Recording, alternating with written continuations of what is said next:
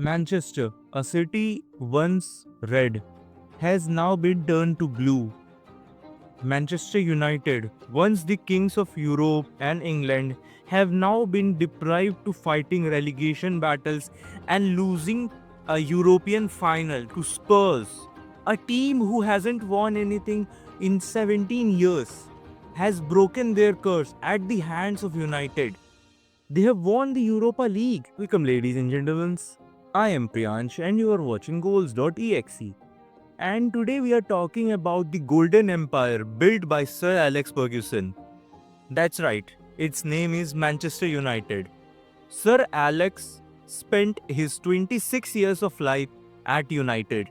He built this club from scratch. He put every brick and brick to this club.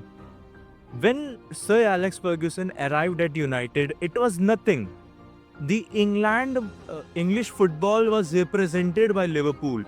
Everyone knew Liverpool as the only club from English football. But Sir Alex Ferguson turned everything around. In 26 years that he spent at United, he won 13 Premier League titles, 2 UEFA Champions Leagues, 5 FA Cups, 4 League Cups, and 3 Club World Cups or Intercontinental titles, whatever you call them. Sir Alex built a fortress as named as Old Trafford. Teams didn't come there to win. They come hoping not to get destroyed. You can talk about any player that played under Sir Alex Ferguson.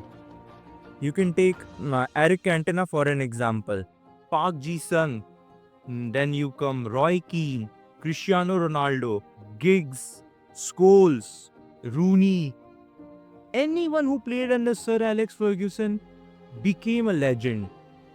They won everything. Everything there is to win in English football. In 1999, they win the iconic treble. Only a few clubs who have ever done it. Barcelona, United, then there comes City. Only few clubs. Bayern. I think there are only 5 clubs that has ever won a treble, and United was one of them. So what happened? How did they fall so much from the grace that they lose everything? In 2013 came the goodbye. Sir Alex Ferguson left United and left with a Premier League title with a smile at everyone's face. But they didn't know this smile won't last long. After Sir Alex Ferguson left, he handpicked David Moyes as his successor, the chosen one. But the chosen one didn't last long, 10 months to be exact. David Moyes was informed in person by the club's chief executive, Ed Woodward, this morning at the Carrington training ground that his term as United manager will be ending after not even one full season in charge. Of course, he was hired with what seemed to be a huge show of faith, a 6-year contract and the backing of Sir Alex Ferguson, that he was the man who could follow the greatest manager that English football's probably ever known at this club. 10 months, David Moyes got sacked. David Moyes finished 7th in the in Premier League, and it was the worst finish of Manchester United in the last decades. But they didn't know how much they were going to fall. After David Moyes left, there came Louis van Gaal, a man with charm, a man who charmed everyone with his speaking, with how he spoke, how he managed himself, how the team felt. They won FA Cup, they won something, but he couldn't get what Alex Ferguson did at Manchester. He won FA Cup, but he still didn't make the qualification for Europa League or Champions League. Then came Jose Mourinho, the chosen one, the greatest mind of the football. He won Europa League, League Cup, but he destroyed the dressing room. He also didn't win the Champions League, anything. He was just like, yeah, we are there, we are here, we will do something, we will. He came out and spoke at the press conferences. He makes speeches, he long talked, and everything was going well. But Manchester needed more. When you compared them to City, they started winning everything: Premier Leagues, FA Cups, Carabao Cup, your Shields. Then come the Europe. Recently, they won the Champions League as well. But uh, he- after Jose Mourinho left, came Ole Gunnar Solskjaer, the revival of hope. The man who won them the Champions League in 1999 came again as a savior for the club. But he did well. He revived hope, but he lacked tactics. He was a man manager. He motivated the players. He won here things here and there. He qualified them for Champions League, but got destroyed. But he also didn't do well in the second season. He was also sacked. Then came Eric Ten Hag, the man who won Ajax the league for two times in a row.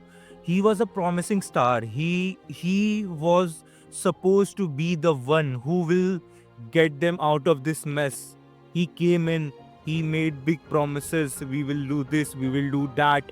But he also didn't deliver. He qualified them for the Champions League, but what came out of it? Nothing. They went fall back down. There came this management stuff and everything. He started 24-25 season in a mess.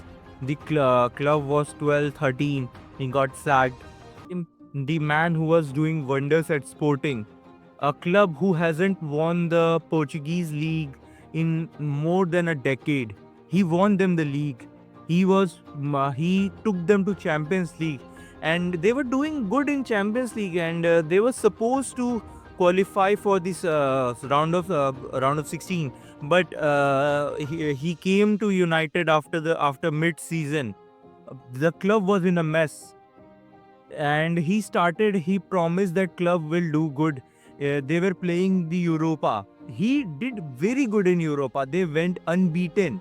They were supposed to play the Europa League final, but they finished 16th in the Premier League, the worst that United has ever did. And they still have one game to play, and if they lose, they will go 17, just a single position above the relegation. I am saying that if Leicester or any other relegating club would have done a little bit better, I am sure United would have gotten relegated. And I am not saying this in a hatred of any other way. It's pure facts, and everyone knows that. They finished below Bournemouth, Wolves, your Chelsea, Arsenal, Liverpool, Aston Villa, and there is not even a close conversation between City, Liverpool, Arsenal, Aston Villa, and the clubs. In fact, City is having their worst season after Pep Guardiola era, and they are still in third position, and they will likely qualify for the Champions League. And United are at the bottom of the Champions League, the Premier League, and there is not even a question that they would have done better if they had players or anything. Nothing would have changed, and I can give you this in written. United, there isn't even identity, and I know if Ruben Amorim will be given a chance, he will definitely do good, and he's a great manager, but he's very pragmatic. He needs to adapt. They do not have players to fit his system. How do you expect Delict, Mazraoui, Harry Maguire, Luke Shaw to defend in a 3 at the back system? How do you expect that? Harry Maguire, who was one of the best talents when Leicester won the Premier League, and he became the biggest meme of the century. And I am not blaming Harry Maguire at all for this. It was definitely United's fault. And let's for a second, let's forget about Premier League. Okay, let's talk about Europa League.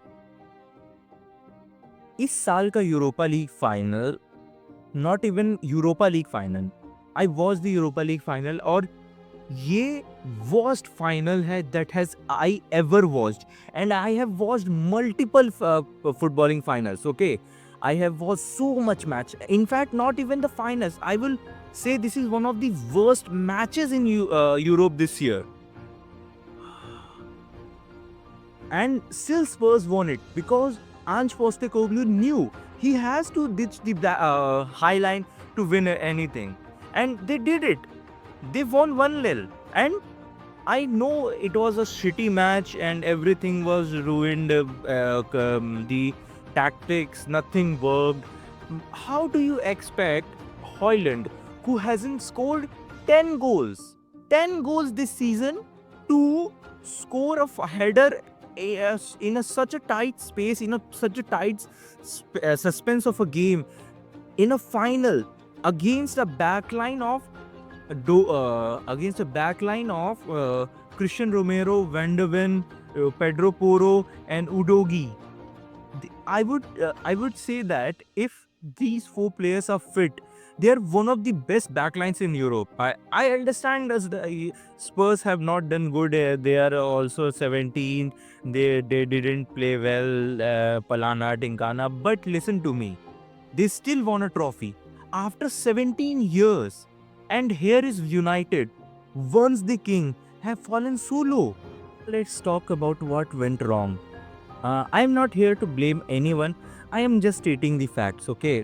So, United fans, please do not roast me. So, listen. United's main issue is Glazers. And I know the Ineos group has came in. They are doing stuff and everything. But I am talking about the past. How and why it went wrong. Glazers are not a footballing family, understand? They are businessmen. They are here to earn money and they will 110% do that no matter what you say, okay? But Glazers, management, and I do not remember the name of the guy who is the CEO of United, but I have heard that he is the big issue. He doesn't fucking know anything about footballing sense. He's just there to earn money. That United are losing and how they are doing this, how they are doing that. He doesn't give a fuck about how players are signed. He is only here to earn money, okay? I would say United's main issue right now is the inconsistent management. I do not remember when was the last time a manager has been appointed and he managed this club for more than 2-3 years. You do not have to remember this. There hasn't been anyone after Sir Alex Ferguson. David Moyes stacked in a year, 10 months. Van Gaal, I think 1 year and half a season. Jose Mourinho, a year. Then came Solskjaer. I think Solskjaer was around for 2 years. But after Solskjaer, then came Eric Ten Hag. He was sacked after 2 years. He won 2 trophies, 1 Carabao Cup, 1 FA Cup, and defeating City at that. But then came Ineos Group. I know they are cutting the cost. They are removing the staffs. They are not giving tickets to the employees and stuff. I know that, but you have to understand. We are criticizing this right now, but if United get this success in the upcoming 2, 3, 4 years, we will praise them, okay? And I am not saying this to defend Ineos or anything. They are doing wrong. I am absolutely 100% sure that they are doing wrong. But if they do good, we will go and lick their balls. It's the common thing, yaar. We have to understand this. But inconsistent management isn't the only thing that is wrong at United. You have to see that the recruitment that the players that they have signed in the past decade. Jadon Sancho, they signed him for almost 50 million from Dortmund. He came in, had a fight with Erik ten Hag, went to Dortmund at loan, did good, came back, had a fight again with Ten Hag, went to Chelsea, and now he's posting, commenting under the posts of Marcus Rashford and Anthony. Freedom, freedom. Anthony, a guy who Erik ten Hag wanted, and it's not Erik ten Hag's fault. It's the management's fault. He would have come in for almost 20-30 million, and I'm sure about that.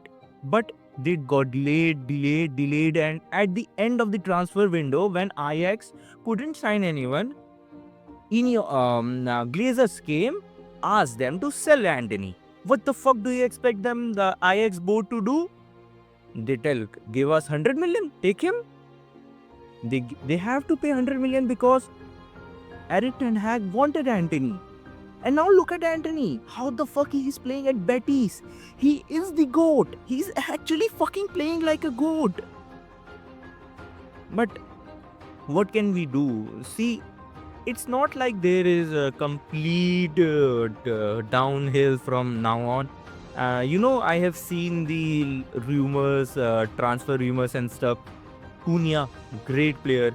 Liam Delap, great player. I think if Ruben Amorim gets 2, 3, 4 signings this season, he will definitely do good, and I am sure about that. I think if United get 6th, 5th, 6th, 7th, anything above 10th position, I think it will be a good progression for them. And I think if United give Ruben Amorim time, I am not saying 5, 6, 7 years, but yeah, I think 2, 3, 4 years is the max. Okay? I think this year United will have to do a massive club clear out. I think lots of players have to leave, and I think the few names that come to my mind are Højlund, your Luke Shaw, then Ericsson, then ये तुम्हारा क्या नाम है इसका Casemiro could stay, leave, I do not know, it's fine either way, okay, but club needs money, they need to clear out, they will have to do a massive transfer window, they have to bring, I think they should go for Cunha, they should go for Delap, they should get a defender, not a high profile defender, a youngster who can do a job here and there. Okay, I think a wing back. I think Dorgu was the best player of United after the January transfer window, but it's fine. I think they will do good in 5-6 years, and they will be back. I hope they are back. Every bad period comes to an end, every good period comes to an end. Like how 26 years of pure domination of United came to an end at 2013. I think the downfall period of United will also come to an end after few years. I think United will be back. They will be back stronger, and I am glad that they are not playing European football, Champions League this year. They are not in a bad way, but they are not able to compete in Premier League this season. But how do you think that they will compete both in Premier League and Champions League at the same time?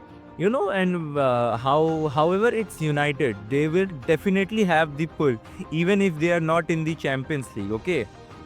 It will be less compared to how it will be if they were in Champions League, but it will do good. It will be fine. It will be alright. They will do good. And that's it for today, guys. And I just want to say one thing, This is my new channel, goals.exe. It's different from Vatsa TV, There it's a lot more about fun. Here it's I like football. I love football. It's my passion. And I wanted to do something related to it. So, I can be more happy and stuff. It's not like I do not make like we making videos at Matsar TV, but I very much love football. Okay, and I wanted to make something about football, and I'm sure you guys would like this video. And if you do like it, please like the channel, please like the video, subscribe to the channel, share the video, and that's it for today, guys. And I think we will meet on next Wednesday. Bye bye.